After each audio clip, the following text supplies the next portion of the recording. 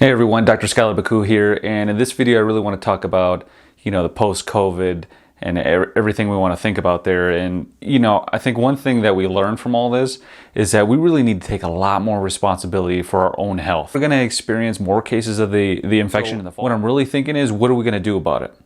Okay, and what happened was, the ones that were healthy made it through. Even if they got sick, they made it through. But, the ones that had a heart disease or lung disease or diabetes or high blood pressure, cholesterol, some kind of chronic disease or health problem, they were at risk, and a lot of them got sick. And it's a severe flu, but the thing is, when we're the healthiest possible, this is something we can beat. This is something we can prevent.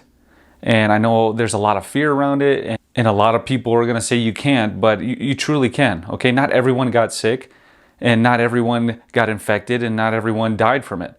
So, what makes the difference between someone who got it and someone who didn't? Someone who's a carrier with no symptoms, what does that mean? It just means that their body was able to take care of it.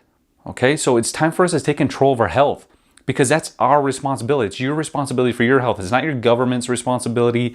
It's not even your doctor's responsibility. And especially, it's not your insurance company's responsibility. And frankly, they don't care about you. They don't care about your health. And I'm sorry, but that's the truth.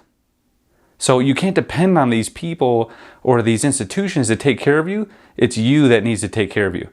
We have to eat better. We've got to sleep better. We've got to exercise more. We've got to take our supplements. And most importantly, what I think is we need our brains and our nervous systems working at peak performance and together, because that's how we make sure our immune system functions at its peak. The reason I say that is because it's your brain and nervous system that control your immune system. So if the brain is stressed, the body is stressed, the immune system goes down. Okay, it's directly controlled by the nervous system, specifically by the way of the vagus nerve. And I know nothing that gets our brains and nervous systems back into balance and our immune systems functioning at peak performance better than a brain balancing adjustment or any kind of brain balancing treatment, bar none. Okay, one that specifically stimulates that vagus nerve, the kind we do every time you're in the office and you get treated. We're stimulating that vagus nerve, and the reason is because that's our healing nerve. It shuts off the stress part of our nervous system. It's the thing that stimulates healing. That's why we call it the healing nerve. It helps with digestion, it helps with energy, it helps with fatigue, it helps with your mood. It helps with immune system function. Okay, so when the vagus nerve is on and it's strong, we have a strong working functioning immune system. When we're stressed and that vagus nerve gets weak or shuts off, we have a weaker functioning immune system.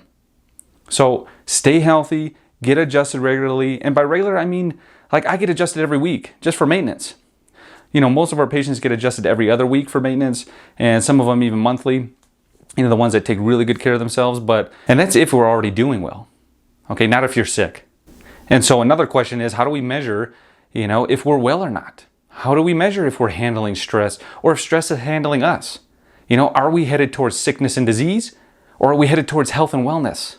Okay, is your vagus nerve strong, and functioning well, or is it weak? Is it stressed? Okay, is it turned off? And we do that, we measure that through our computerized heart rate variability test. That's something that's been around in the gold standard for measuring stress and brain function and vagus nerve function for the last 50 years.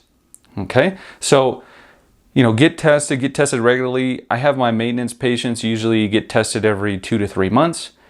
Someone who's dealing with a bigger health issue, at least every month, just to make sure we're making progress. So get tested regularly, and make sure, our family members are getting tested. If you're even curious, okay, if you've never been tested, ask us and we'll test you, okay? And if it's been a little while, let's test again, because we just went through this huge period of stress, and we're still going through it, and now there's worse stress. So get measured, make sure you're doing well and staying on top of your stress. Because eventually, if that stress builds up, it always leads to damage, degeneration, and disease in the brain and the body. Okay, so get tested often, get treated often. Ask me questions about how can you have a better functioning immune system? What can you do at home? And I'll tell you, the biggest thing I want you guys to think about is making sure your vitamin D levels are up. Vitamin D is one of the most important things for our immune system, and one of the easiest and cheapest things we can do to make sure our immune system's functioning super well. So it's easy to get a blood test. We can order for 25 bucks. And then the thing is, we want our levels to be anywhere in the 60 to 80 range. I know a lot of people, they're worried about toxicity, but that's why you have to measure it. all right? And it's a lot harder to get to that toxic level than you really think. And even if you spend a lot of time outside every day, it's likely you're not in a good vitamin D range. So get it tested. I don't know why that is. Maybe because we're wearing too much sunscreen and we don't get enough direct sunlight. But I've rarely seen someone who's not supplementing with vitamin D in a good, healthy, functional range. The lab value is going to tell you anywhere from 30 to 100 is good, but 30 is just enough to prevent rickets and osteomalacia. Okay? A more functional range to be at least 50. But again, to have an even stronger functioning immune system, 60 to 80 is the range we want to be, especially if you got autoimmune or we're dealing with cancer, you've had a history of cancer, we should be closer to that 80 mark. Thanks so much for watching. Hope you enjoyed it. I'm Dr. Skylar Baku, and hope you guys have a great day. Thanks so much. Bye-bye.